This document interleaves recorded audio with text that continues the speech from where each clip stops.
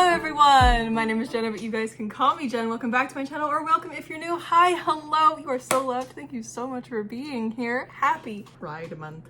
We're still in the middle of Pride Month. Love to see it.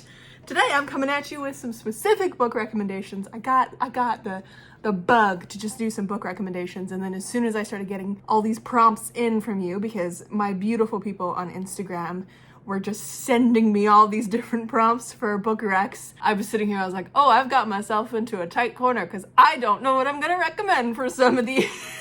This is always very fun for me. It takes me a second to kind of orient myself and collect all of these different recommendations, but I am surrounded by books right now and I am so excited to get into this. So before we start, I'm going to put all of these prompts in comments down below.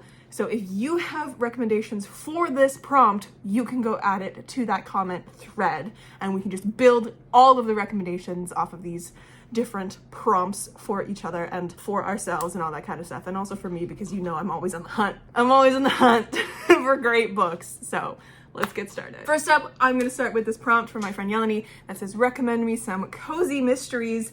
And as someone who has literally only read like one cozy mystery in my life, the only one that I can really recommend are these like cozy fantasy mysteries, which are the entire series. This is not the entire series. This is only 3 of them. I think there's like 6 out right now of S. Usher Evans's Drinks and Sinkholes, The Weary Dragon Inn series. These are delightful, okay? They are set in this little town, this little fantastical town where we follow our innkeeper, Bev, who is an amnesiac innkeeper, doesn't remember much from her past. She runs an inn and makes a killer rosemary bread. The first book, at least, follows her and her town as these weird sinkholes start popping up all around town, and these sinkholes are threatening her inn. So she's got to figure out what's making these sinkholes and how to get down to the bottom of it. But yeah, so each one of these follows Bev, our main character, as like little things happen around her little town and happen to the people in town. And I've only read for the first one so far, but I absolutely adored it. I ate it up in like one sitting. It was perfect, the perfect vibes. It moved perfectly, it was paced perfectly, and the mystery was so fun to unravel with Bev. And I cannot wait to keep going with this series. Hence why I have 3 of them in my hands so far. But yes, so if you have any more cozy mystery recs, I would also love to know, because I want to get into the cozy mystery genre. What did I read recently? In the Company of Witches, I believe I read last year. Can that one count as mystery? I don't really remember, but there's another one that you could look into that is witchy, which we love. We love witchy stuff around here. Next up, we have this prompt from Instagram that is fantasy with quests or journeys and ragtag groups. So, is my bread and butter. I have a couple. First up, the one that I thought about first and foremost was Nettle and Bone by T. Kingfisher. This is a story about a sister who, a younger sister turned nun who ends up having to go on a quest to help save her sister who's been trapped into this really abusive marriage. She gathers this whole little ragtag group of people and they go on this little quest to save her sister. And it is wonderful and delightful, and T. Kingfisher can write the perfect broody love interest, sweet, soft bodyguard type. I love the love interest in here so much. And this one is quite short. I would classify it as cozy adjacent because it has like the T. Kingfisher fairy tale vibe, but it does deal with some pretty heavy themes. So look up trigger warnings for this, but this is the first one. Then I also have Emily Wilde's Encyclopedia of Fairies by Heather Fawcett, because this one has a really fun cast in the second book. The first book follows mainly just Emily and Wendell as they go off on a little journey. It's the trope of the scholars going to go scholar stuff, to go study stuff in the wild, you know? That's what these are. That's what I love so much. And I guess you could also consider Marie Brennan's The Lady Trent series as well. I'm pointing this way because it's like over there on my bookshelf. But this one specifically because the second book has a great cast of characters all around our main character, and I just love their dynamics all together. So that's why I'm recommending this one. And we also have a D&D level group of ragtag people going on a quest, and that is Kings of the Wild by Nicholas Eames. This was so much fun. This is also going to come up in another recommendation a little later, but this was just genuinely such a great read. It's like getting the gang back together kind of a read. There's another one on my shelves that is also classified as that. The Bone Maker by Sarah Beth Durst. Let me see if I can focus on that specifically. There we go. The Bone Maker by Sarah Beth Durst, which is the same kind of concept where it's like 25 years after this whole thing happened, the gang comes back together to do something else. And this one, that is kind of the same thing. It's a bunch of men. They're all ex-mercenaries. They all have like different families and different lives now. And their ex-bandmate turns up at our main character Clay's door with a plea for help to help save his daughter. And they all get the band back together. And I really enjoyed this. It was great. And it is definitely quest-like. It's very D&D. I loved it. And then finally, you knew this. You knew this recommendation was coming. Of course it was coming! I love Empire of Exiles, and you cannot get a better band of characters than you do in Empire of Exiles, okay? This does not really have a physical journey or a physical quest, but it is definitely an interesting quest and a journey to discover this mystery that's happening around these archives and these characters and what's going on with the venom of changelings and messing with people's minds. This guy who's supposedly dead but is like causing some shit, a whole bunch of stuff, okay? So that's why I'm including this, and the band of characters is my favorite. I love them all so deeply. You guys know how much I love these books. Highly recommend this fantasy mystery series. There are 2 out currently, and we're hoping to get the 3rd one next year. I'm so excited. Anyways, the next prompt I actually got twice, which is starter sci-fi. So sci-fi books that are good for people who want to get into the genre. Now, I have read a number of sci-fi books in my time, and I don't think I consider myself a starter in sci-fi anymore, which is very fun and interesting, because that went into the wrong spot, but that's okay.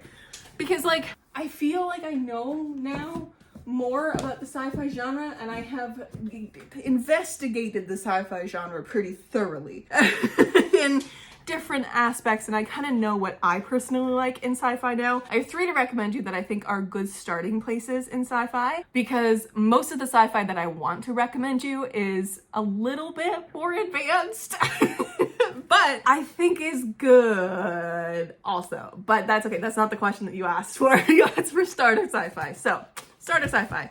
Number 1, we have An Absolutely Remarkable Thing by Hank Green. This one I think is probably the most palatable of all the sci-fis I'm going to talk about, because this one is centered and set on Earth. It is like modern day. Is it New York City? Yes, New York City. It's set in New York.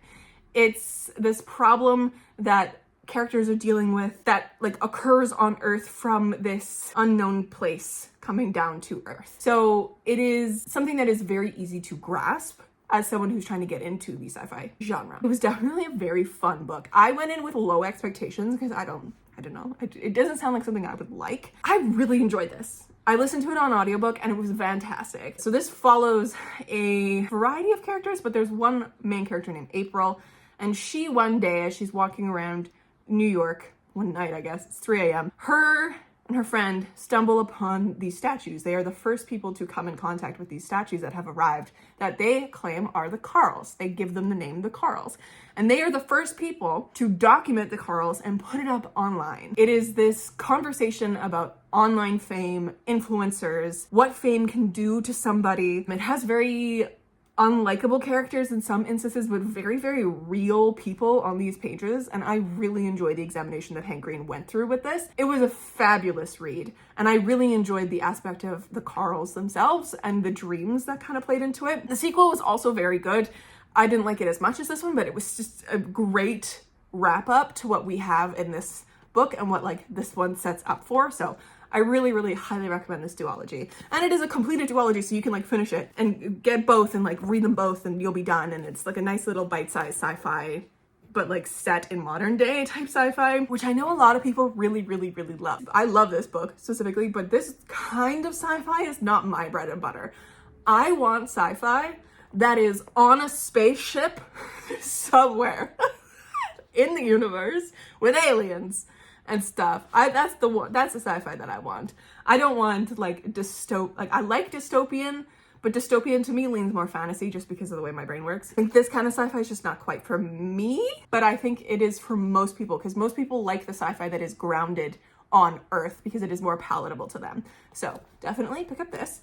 And the other 2 that I have are more along my favorite kind of sci-fi, which is more in the universe with great characters and great cast characters. So the one that I always recommend, I'm always going to recommend Becky Chambers, okay?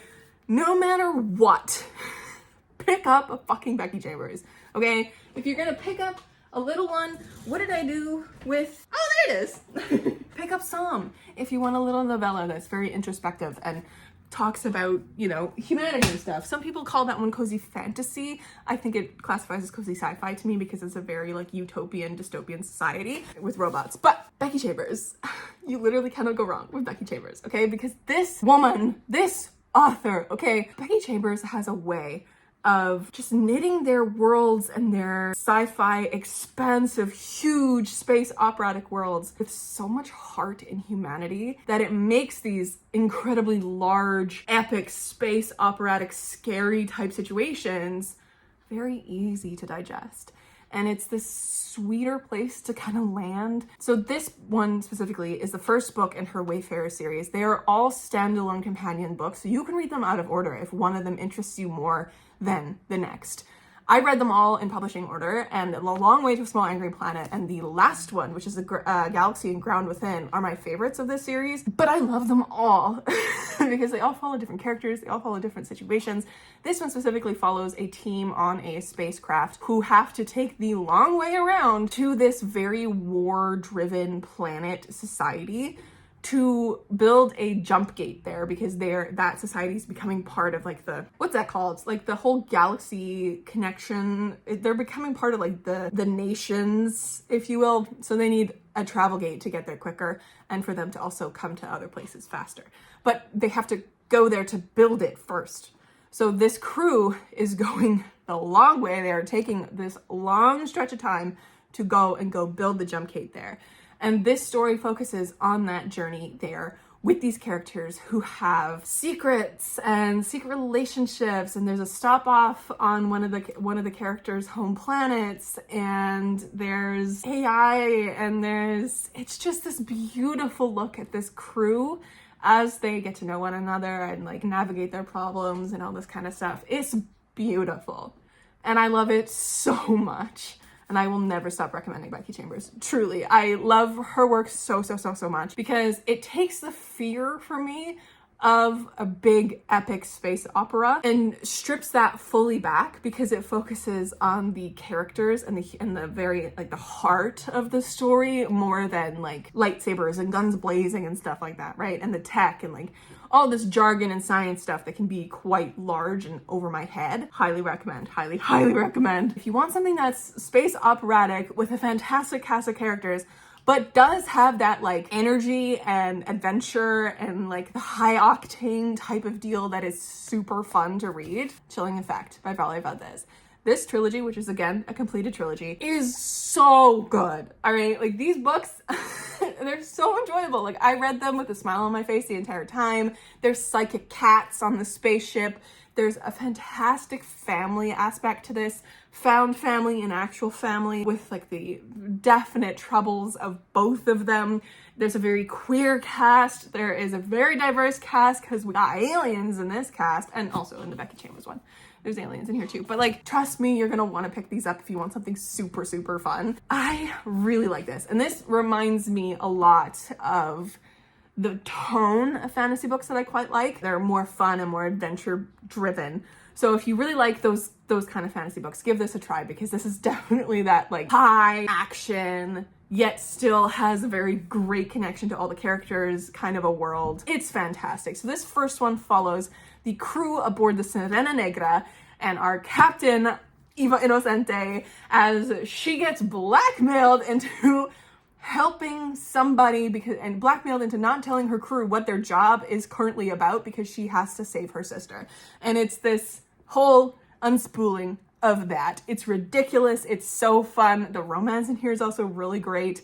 It didn't really do anything for me, but my friend absolutely loves it. So you're gonna love this, trust me. Highly recommend. It's so fun and it's really easy to read. That's one thing that I like about all of these books. They're palatable for the normal reader. Like if you're going into sci-fi worried about like the big space operatic, science heavy, unreadable books, Don't worry about that, because these are going to be great for you. Next, we have indie published books, which is a great recommendation. I did mention one earlier, of course, with S. Usher Evans, Drinks and Sinkholes. This lovely series right here. S. Usher Evans is a great indie author and has so many books out, let me tell you. But I also wanted to talk about two here. One of them is kind of cheating because it's no longer just an indie pub. It's being picked up traditionally, but that is The Sword of Kaigen by Emma Wong, which is a fantastic fantasy standalone. This is so epic. This is one of the best battle forward books that I have ever read. And I think what really did it for me to make it more palatable, because I'm not a huge fan of very battle forward books unless the authors do this, and it's including wonderful character work. First half, we focus more on the son of the Matsuda family, who is like this legendary family who can call down a specific blade. 14-year-old Mamoru, as he's like kind of coming to terms with some stuff that he's learning about his family and this world that he's been in forever, because this outsider comes in and like is like basically like, Mamoru, you're wrong about literally everything. Like, the world you know is wrong, incorrect. And then this threat comes, threatens them all, threatens this family, threatens the Sword of Kaigen, the peak that they're all on. And the second half of the book follows Mizaki, who is badass as shit. I love her so much. Like, if you're talking about badass moms in books, this is what you're gonna want to do, okay? This book ripped my soul apart in so many different ways.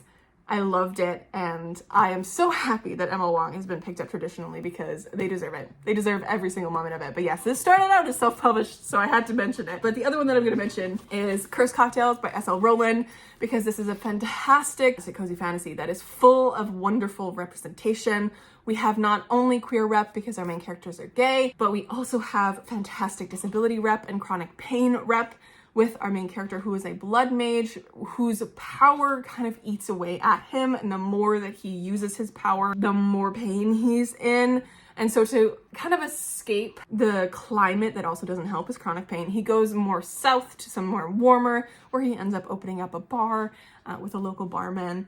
And it's lovely and it's sweet and it's cozy, and I think this was beautifully done. Next up, we have Canadian authors, which I think is a great prompt, because there's so many wonderful Canadian authors out there, including yours truly. First up, we have Sherry Dimelin, who wrote books like The Marrow Thieves, which is a YA-centered kind of survivalist dystopian type situation where this is a world where all white people can't dream anymore, and so they've been farming indigenous folks for the bone marrow, because that's what can help make them dream. So it's very trauma-filled, very interesting, but I read this back in university, and it was good. I found it too YA for myself, but that's just because I'm not a YA book fan anymore. But it was definitely very good. And I've read her other books, Venko, which is a like Coven of Witches, which is an adult book, and also Empire of Wild, which is a play on the myth of the Rougarou, or the legend, I should say, of the Rougarou, which is a very interesting, spookier type of story. So Sherry Dimelin is fantastic. I also have C.L. Polk, who is another Canadian author. This is their queer novella, little sapphic kind of noir novella, even though I knew the end, which deals with like a deal for a soul tied up with like your final mission kind of a thing. A magical detective dives into the affairs of Chicago's divine monsters to secure a future with the love of her life. It's a sapphic period piece. I really enjoyed it. And C.L. Polk's writing is just fantastic, and they have so many other books that I love as well. I believe I've read everything that they've released. The entire Witchmark trilogy, this one, and also their like Victorian era witchier book, which is The Midnight Bargain. Really fucking love that book as well.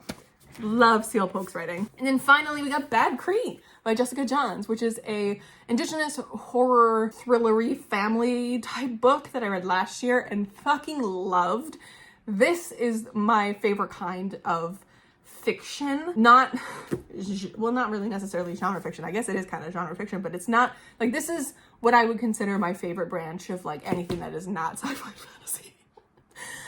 This like horror and literary fiction, if it leans like this, I love it. I eat it up. So this follows Mackenzie, who is dreaming things into reality. She wakes up one morning with a crow's head in her hand, and that's when she knows she's got to go home to help, because she moved away from home due to her sister passing away and not wanting to deal with the grief and all this kind of stuff. So she goes home to find out what's going on with these dreams, finds out all the women in her family have different kind of powers like this, or abilities with different kinds of situations. Hers is very specifically dream magic, and there's something hunting this family. It's this whole thing. I fucking loved this book. It was so good. And it's not really that scary. It's not really that horror-filled, but it does have the tension and the unease that I love in those kinds of books. We have fantasy/sci-fi books with minimal romance in them. I have three books to talk about. First up, we have The City We Became by N.K. Jemisin, which is a like Cthulhu, H.P. Lovecraft type of sci-fi. I loved this book. I love this duology with my entire soul. N.K. Jemisin can do no wrong. Love this shit so much. So this follows a cast of characters that have been called to be the embodiment of different parts of New York City. So we also have the embodiment of New York City in one person. And then we have all the boroughs in the embodiments of other people and other characters who have awoken into these new personas to help save the city of New York from this like extra dimensional creature that is coming to tear New York down and kill it, essentially. The city itself. Destroy the city. I fucking loved this book. It was the perfect brand of weird for me that just worked. There's no romance in here. It's all different kinds of friendship and levels of relationships that people can have with each other without being like overtly sexual. And now that I'm thinking about it, I think there is one, but it's very, very, very minimal. And it's not really even acted upon in this book. It's a little bit more acted upon in the second one, but this book is solely focused on these characters as individuals and as like this group of like heroes. I also have The Shadow of the Gods by John Gwynne, which is an interesting choice. I don't know why I immediately went for this one on my shelves for like non-romance heavy fantasy, because this is the truest and my favorite branch of like epic fantasy. You know, I love John Gwynne with my entire heart. I love his books. I love them so much. Oh, I can't wait for this third one to come out. Oh my God. These are multi-POV epic high fantasy books that rival the likes of like Game of Thrones and that kind of thing. They're better than Game of Thrones in my opinion. I love them so much, but they're like that flavor of fantasy if you're looking for that kind of like super epic multi-POV fantasy kind of a thing, following people all over this place.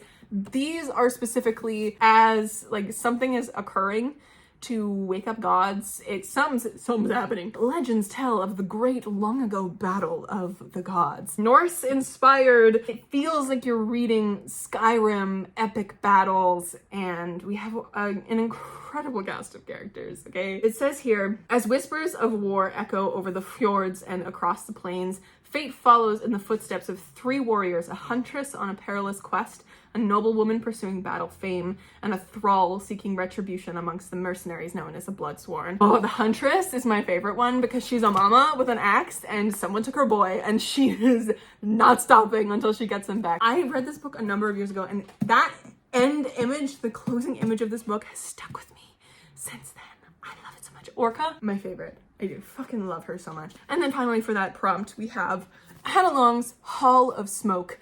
And this entire series specifically, I have yet to read the fourth one, but it's on my list for July to read. Hall of Smoke and its sequel, Temple of No God, and then the companion sequel to that, Barrow of Winter. All of these do not really dabble in romance. This one specifically does not have any romance at all. It is quite similar to Shadow of the Gods, where it is Skyrim feeling in its descriptions and world building. This is some of my favorite fantasy. This book specifically is one of my favorite fantasy books of all time. It is so fantastic. So it follows a priestess who has just been kicked out of favor with her god as she is trying to get back that favor, figure out what the fuck happened to all her people as a god war is brewing. It is so good. I love these books so fucking much. And they all work as standalones. This one and its sequel, Temple of No Gods, could be a duology in my mind because it does have the same main character. It's Hessa in both of them. this one has Hessa, and then the second one is Hessa 12 years later after the events of this book. So I would say you need to read this one before you read Temple, but you don't need to read either of these to go into Barrow of Winter or Pillar of Ash either, which is the last one, I don't think. Again, haven't read that one, but highly recommend these. I will never shut up about Hannah Long. So this next one, I'm gonna cheat a little because it is Got Any Mystery Recs? And as I mentioned with the very first prompt in this video, I don't. I can mention this one again, Empire of Exiles, and its sequel, Relics of Ruin, because it's fantasy mystery, which we love. I guess if we're going on fantasy mystery as well, we could also recommend A Master of Jinn by P. Djeli Clark, which is a sapphic mystery cult thing. Fantastic. But specifically like mystery, I don't read a lot of mystery, but I do have thrillers. And I have this one here that's more of a commentary on true crime, which kind of works. That's Penance by Liza Clark. I enjoyed this so much and it made me rage. And it's such a fantastic commentary on true crime and the fandom that it creates and all that kind of stuff. As it's a frame narrative of Liza Clark, our author of this book, writing about a fictional author journalist guy who's writing a book about this terrible tragedy that happened to this teenage girl who was tortured and burned alive by 3 of her classmates in this small English town. And it's this kind of investigation of this town and the girls and their lives and what led up to them doing this. And so in that aspect, it's kind of a mystery, like you're kind of uncovering like what they did and all that kind of stuff, but it's not quite, it doesn't fall really into the mystery genre, doesn't, but it's fine. I love this and I highly recommend it. So there you go. And then I don't really have any proper mysteries. I could talk about Bad Cree again. I don't know what I did with that book. I was over here. Bad Cree is not a mystery, but it's a thriller. And then we also have Riley Sager. Again, not a mystery, it's a thriller, but I don't really have any mystery books recommendations. So this is where I'm gonna ask you guys for more recommendations for mystery books, like really good mystery books in the comments, because your girl has not read many. But if you want good thrillers, I wouldn't necessarily say they were all good. I've read only a number of Riley Sager's books. One of them I DNF'd, one of them really didn't work for me. And this one I really enjoyed, but a lot of people really don't like, because this one gives like Lizzie Borden-esque vibes and the ending is whack and so drama filled, but I had a great time reading this. And I really enjoy Lock Every Door by him and Home Before Dark. So if you want a good thriller, or if you want that thriller that like itches, that like just perfectly readable books vibe, go with this one.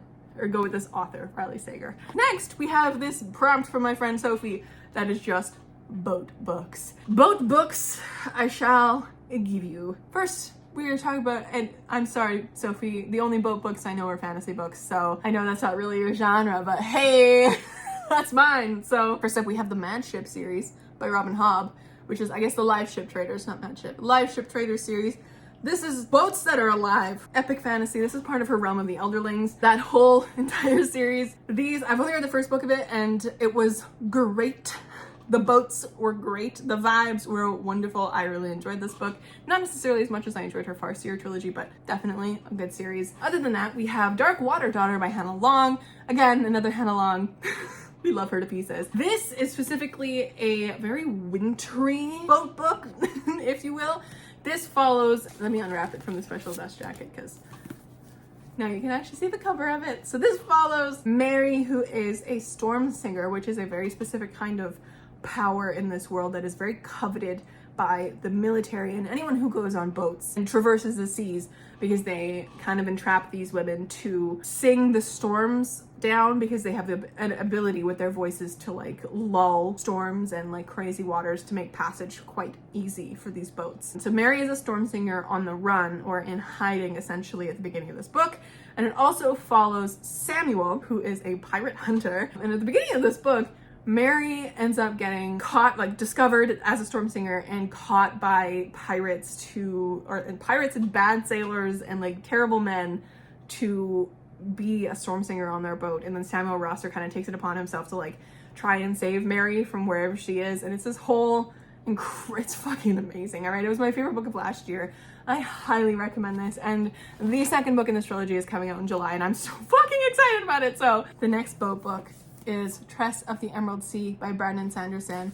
This is phenomenal. This is I don't even want to say a retelling of The Princess Bride. It was inspired by The Princess Bride where Brandon wanted to give Buttercup more agency. So our main character in here, Tress, goes on an adventure on a boat to save the love of her life. It gives such wonderful Princess Bride energy. If you've ever read the books or watched the movie, I love how irreverent that book is specifically. And like the tone of the prose, it's very, I don't know, there's a specific tone to it. And the person who's telling us the story in this is Hoid, who is a man that shows up in most of Brandon's works. He's across the Cosmere, and this is a wonderful standalone that I just devoured. The world building in here is so cool as well, and you don't need to read any of Brandon's other books to enjoy this. But as someone who has read a lot of other Brandon books, the Easter eggs were really quite fun. And I really enjoyed this book. It was wonderful. And then the last boat book, Amina Al-Sarafi, The Adventures of Amina Al-Sarafi. So this is an incredible book by the beloved author Shannon Chakraborty, or S.A. Chakraborty, if you will, if you're going after the City of Brass series. This follows Amina, who is a retired pirate captain, essentially, as she has kind of set up her life with her daughter away from her boats and stuff. But she gets called on one last job by this woman who is demanding that she save her granddaughter from something. She's got to get the gang back together and go on a pirating adventure. I loved this so much. I really, really enjoyed this, and I think a lot of people will as well, as like kind of a good intro to what epic fantasy can be, other than like the traditional old man fantasy, you know? I think people will really like this. But yeah, a good boat book. Sophie also asked for medieval books that aren't about knights and princesses. And again, I'm sorry, I'm not that sorry. My medieval books are all fantasy. Because of course they are. First, we're gonna talk about Stardust by Neil Gaiman. This is a very short, cozy-ish fairy tale type book of a medieval town and this boy who sees a star fall from the sky, and he wants to go get this star to give to the person that he loves to like prove his love for them. And it's this little quest novel kind of a thing. It was genuinely quite lovely, but I read it. Another one that I would say that I talked about earlier would be Kings of the Wild, because these are all like mercenaries in a very medieval-esque world, because D&D usually it settles in a very medieval-esque world, so that one would work as well. I also have the first book in the realm of the Elderlings, or the Farseer trilogy, which is The Assassin's Apprentice by Robin Hobb, which is a very slow coming-of-age medieval book that really has very minimal aspects of magic and fantasy in it. It's just following Fitz as he grows up. And there's like a little bit of magic that he has, but like other than that, that's it. And it's cool. I fucking love Robin Hobb. And you have to kind of be in the right mood for Robin Hobb. It's a good taste of like what you can get from Miss Hobb's writing in this, and her character work, some of the best I've ever read ever. But yes, this whole kind of kingdom and world is very medieval. And Fitz is not a prince or a knight, he's an assassin. Even though he's the bastard boy of someone who's in the royal line. He's an assassin, so there you go. And then I also have Graceling by Kristin Cashore, which, again, the world feels very medieval to me. It follows our main character, Katza, who has a grace for killing. And graces in here are different kind of levels of, like, talents, almost. Or, like, powers that people are really, really good at. And they range anywhere from like having a grace for cooking, like being exceptional at cooking, to having a grace for killing or having a grace for archery or whatever, right? Specific talents in specific people. And it follows Katza as she's kind of sent off on this adventure quest type of thing as she's following a prince. I know that kind of leans a little too close to your question of not having a princess or knights, but it's a prince in here, and he's not our main character. Katza is, and she's not a princess. And this is YA, by the way. YA fantasy.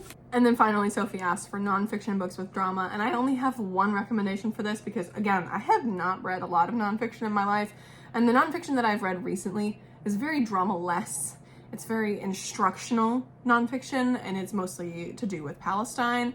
So the nonfiction book with drama I'm gonna recommend you, the only one that I can think about, is I'm Glad My Mom Died by Jennette McCurdy. This was something else to read.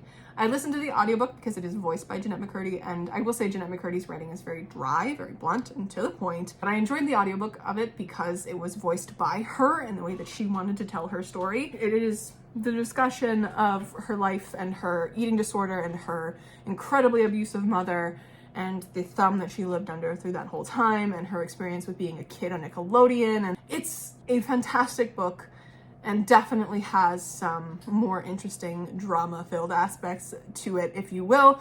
But yeah, this is the only one I can really recommend, and I do recommend it, honestly, if you can handle the triggers in this one. The next one is actually one that I'm going to talk about in a separate video, I think. It's from Meg, and it's your top reads from 2017 to 2022 and whether you still love them or not. So I think I'm going to do an entire video on this concept. So thank you, Meg, for that idea, but let me know if you're interested in getting a video from this prompt specifically. Meg also asked on Instagram, 5 books you love and haven't had the chance to talk about lately. First up, I did mention it earlier in this video, but it is A Song for the Wild Bill by Becky Chambers.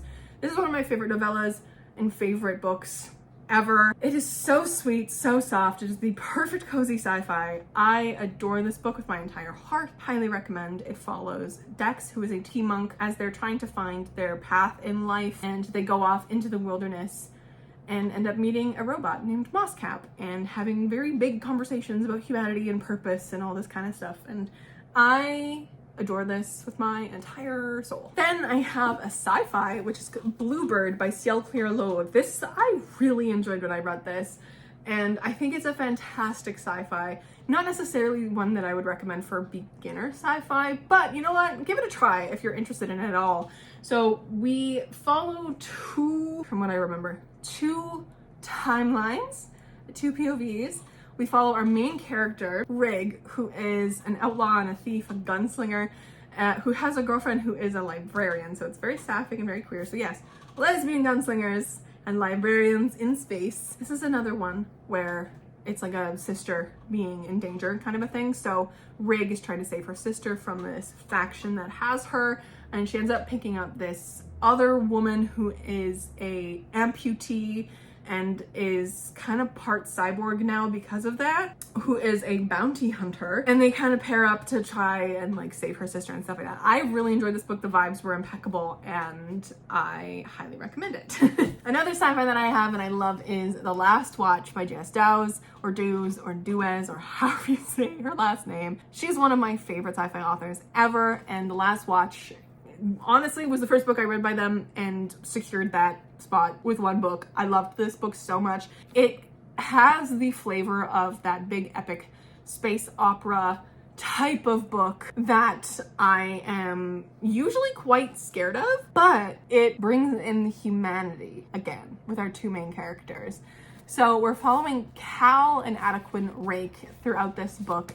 It's very cinematic. It's very end of the world-esque, and it has one of my favorite tropes ever in it, which is humanity's least wanted group of people is the group of people that humanity needs because they're the only ones who can save the day. Like, I love that trope so much. It is this group of outcasts on this ship at the edge of the universe watching this big thing called the Divide, which is the edge of the universe, and it's coming closer. And it's messing with time, it's messing with stuff like that. Like, it's doing some weird shit to these people on this, and they realize that they're the only ones who can save the universe because they are here right now. And if anyone else was to hear about this, it would be too late by the time they would hear about it and send help. So they have to help. They have to figure out what the fuck is happening and how to stop it. So it's just a fantastic book, and we're following Adequin Rake, who is the like commander type situation. And then we have this kid who is a cast off from one of the most uppity families of this universe. He's a cast off, Cav, Cavalon Mercer, and he is this new recruit onto the ship, and he has a very interesting relationship with Adequin Rake. It is completely platonic. I love their relationship so much, and especially in the sequel to this, The Exile Fleet. The 2 of them are just fantastic to read from, and I love the level of humanity that these both give to this very expansive cinematic universe. I also have this cozy adjacent fantasy romance that I really love, and that is Sword Heart by T. Kingfisher. I loved this. So this follows a main character, Hala, who is a housekeeper for her uncle, I guess, who is a housekeeper for this family that is trying to like marry her off to a cousin that's awful She suddenly inherits like everything from a great uncle. Like the relatives are just trying to steal it from her, which is why they're trying to marry her off onto a cousin, right? So that they can get the wealth and everything. And so they trap her in this room and she doesn't see any way out. And so she tries to unalive herself at the beginning of this book in the most funny way. It's so one of the funniest chapters I've ever read in my life is Hala trying to kill herself and get out of this. Like it's so irreverent. I thought it was so funny. And she tries to spear herself through the heart with this sword. She gets this idea.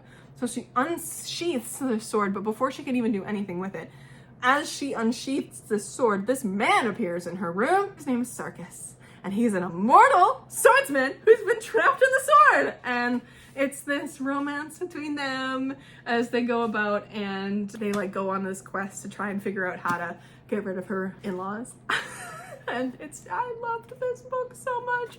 And then finally, one of my favorite books of all time is The Starless Sea by Erin Morgenstern. It's been a hot second since I've talked about this book, truly. I love this book so deeply for its genuine play with how stories are told. It is a story inside of a story inside of a story. It's puzzle pieces all floating in this universe. It is mainly about Zachary Ezra Rollins, who is a university boy who one day goes to his university, picks up a book, and realizes the book that he's reading is about him and has stories about his life in it.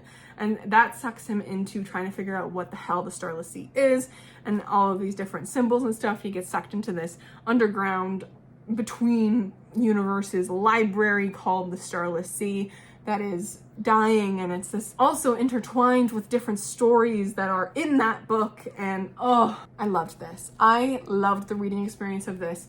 It was beautiful and slow, and it just, the way you sank into this story is perfect. It is my favorite kind of book. There's not many that gave me this feeling. Honestly, I don't think there's any other book that gave me this specific feeling that I was reading this book, and it is so special to me. This next one is fantasy books with unique worlds / magic systems.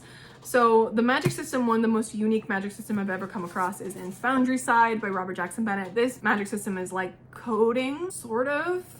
It's the way that magic is used in this world is the way that it's physically inscribed on objects to give them a specific command and specific kind of function. The whole society just rests on that. And the way that the magic system in this trilogy blows up throughout all three of the books, and the limits that this magic system realizes it doesn't have as it keeps breaking, as the people keep discovering things and inventing things and learning, is incredible. And I really enjoyed the magic system in here. And I love the way that like it had such a distinctly human origin in this specific book in Foundryside, with the level of very basic needs that this magic system has. And then it's juxtaposed with the key that is introduced in here, Clef, and the way that magic works around Clef and the way that Clef works, because he's an ancient kind of key and he's sentient. So there's that. And then the way that that slowly grows and introduces the hierophantic level of magic, which are these ancient people that are mentioned in here from like history, and the way that that then moves through to the final book in the series. So yeah, this magic system is definitely the most unique and fascinating, and the way that it works and the way that it grows in the story. Next, we have the 5th season by N.K. Jemisin and this entire trilogy, the Broken Earth trilogy, which is honestly it is my favorite trilogy of all time. It is the best trilogy I've ever read of all time. Like nothing can even hold a candle to this book in this world. It is so fascinating and so real feeling. It is just incredible. So this specific book follows 3 points of view. We follow the you point of view, which is second POV, where you are Esun, this mother who has just lost her son because her husband just murdered her son for what he is. And her husband just took her daughter. It's also the end of the world because this big event is happening, this 5th season, as they call it. This world is so fascinating, the way that like the earth itself is angry, and every so often it decides that it's done with humanity, and it just fucks everything up. And there's people in this world, Origines, who have the ability to control that kind of power. And then there's people who control the Origins. So it's the people who have power than the people who have the actual power in the world. It's such a fascinating study of that. And it's also the story of the mother trying to find her daughter.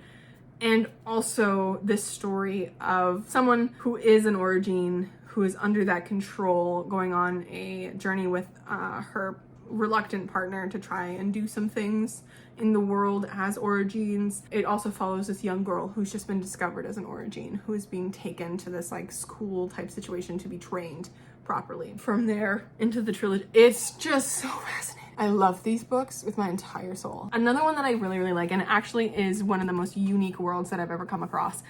It has elements of what I love from the Broken Earth trilogy in it, but it is also so cool. So this is The Surviving Sky by Kritika Rao, which the sequel just came out yesterday, or the day before, Tuesday, because it's Thursday today that I'm filming this. The sequel just came out. I'm so excited about that.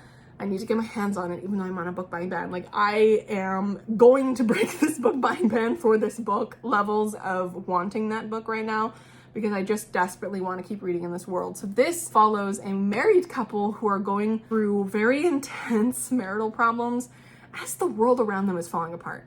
And it's kind of weirdly intertwined, like their relationship and all. It's fascinating. And I've never read a book like this where the focus is the relationship as like cataclysmic level fantasy epicness is happening in the background. So this world exists on floating cities. So in that aspect, if you're a Critical Role watcher, it's very Aeorian, and it's very like EXU calamity levels of like floating cities, right? They are floating cities because they are trying to protect themselves from these epic storms that happen and occur on the ground most of the time. Every so often they do have to come down to like recharge and then like go back up, or like to protect the city from a storm that's occurring around. But it's also a lush jungle world in this floating city. There's massive creatures that they know nothing about in this world, and there's these huge angry storms that kick in that are so destructive, and this world is just so cool. And I loved the way this was written and the way that the story was told, with the intertwining of Ahelia and Aravin's love story in here, and I cannot wait to see where it goes in the sequel, seriously. Last, my friends, the last prompt we have today is epic fantasy series that are complete so I can binge them. I can read them all at once. What the shit did I do with that pile of books? Oh, they're right here. Oh my god. Okay.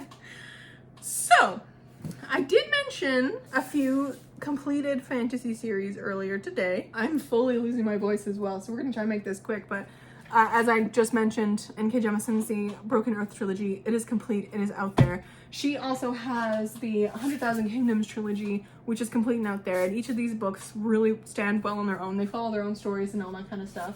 The Realm of the Elderlings. If you want something that is huge, like, I don't know how many fucking trilogies there are in this world, or series there are in this specific Realm of the Elderlings. If you want true, epic, slow churning, fantastically character driven, not even driven, just incredibly done stories, try The Realm of the Elderlings. I loved this first trilogy, and I've started in on the second trilogy of that series, and I'm excited to keep going and just slowly make my way through The Realm of the Elderlings. So maybe this is not necessarily like a bingeable epic fantasy series, but if you wanted one that was very long, this is definitely for you, and it'll take you forever to get through them because those books are chunky as you get into it. But I definitely have to recommend John Gwynn's Malice, because I talked about the Shadow of the Gods earlier, and that one's going to be complete this year. We're getting the third one later this year, but this one is already completed, and its companion series, I have one of them on my, what is it called? It's the Of Blood and Bone trilogy that like follows this, like I think it follows a character in here after this saga. There's 4 books in this one. So this is The Faithful and the Fallen, and this is a fantastic epic fantasy series. Again, this gives Game of Thrones, but better. It is so good. So this is more along the lines of like following a bunch of characters before the war happens and as the war is approaching. It follows a cast of characters across these lands from both sides of the war. And this one specifically, when I was reading these, I made like a character map in the back. Not even a character map, just a list of characters to remind myself who the fuck everyone is, because when I went to read the second one, I was like, I don't remember any of these characters' names. Who are they? I went to this and I was like, oh yeah, I remember. So do this for yourself in your epic fantasy books. It helps a lot. So our main character is Corbin, definitely, he's a young boy in this one, and it's kind of a coming of age story for him as his whole life gets ripped apart. And his family gets kind of scattered and ripped apart, and people that he loves and join him on this quest into the second book. And it's just some of the best epic old man fantasy that you could ever ask for. Love these. And there's 4 books in the series, and they're all big and chunky like this. We have Malice, we have Valor, Ruin, and the final one, Wrath. I have yet to read Ruin or Wrath, but they're on my list to read because I loved Malice and Valor so much. And then if you want something truly chunky, you gotta go with James Islington.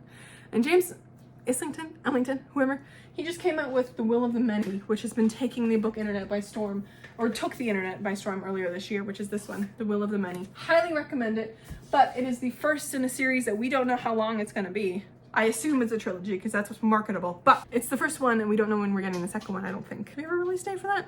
Who the fuck knows? But James Islington has a completed trilogy out, and they are all juicy, thick books.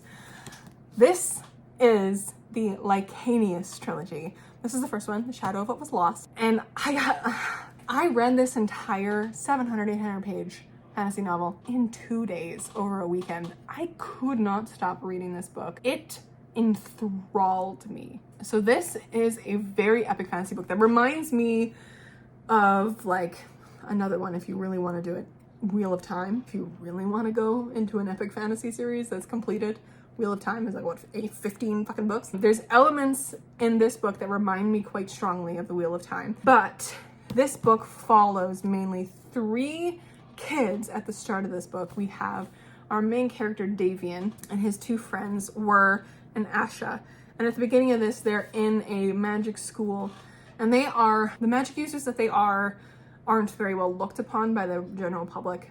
They're kind of bullied and beat up, and they're not well accepted and all that kind of stuff. At the beginning of this, Davian knows he is going to fail the upcoming exams because he has no ability to use the magic that he used to be able to use.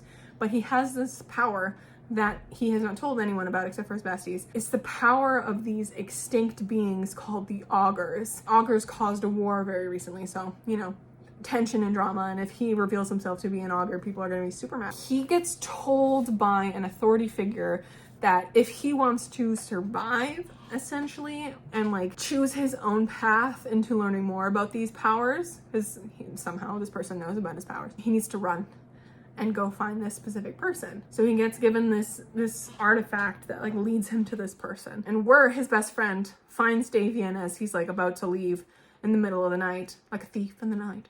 And Wur decides to go with him. So it's them 2 going on this little quest. And then Asha is left in the school. She wakes up the next morning and the entire school has been massacred in her sleep, but she is still alive. And she ends up being made into a shadow, which is a person in this world who doesn't have a magical ability. It's like sucked out of them, and they are marked by like black veins around their eyes on their face. And so she ends up having to go with this authority figure that was the original one who told Davian to leave. It's this whole interesting epic thing, and it starts very small and it just kind of explodes out into this epic fantasy world type of situation. Davian and Wur end up meeting up with this like legendary figure, and also this young boy who doesn't remember who he is, but who is like low-key the villain. Like he is like destined to be this kind of like, they find this man, boy, teenager, kid, and it's so cool the way that this plays with magic and time and just all of these incredible epic fantasy situations, and the way that it promises what an intense story this is going to be. The way that James Islington lays all of the seeds that you're going to need to know for the rest of the series in this book is masterwork.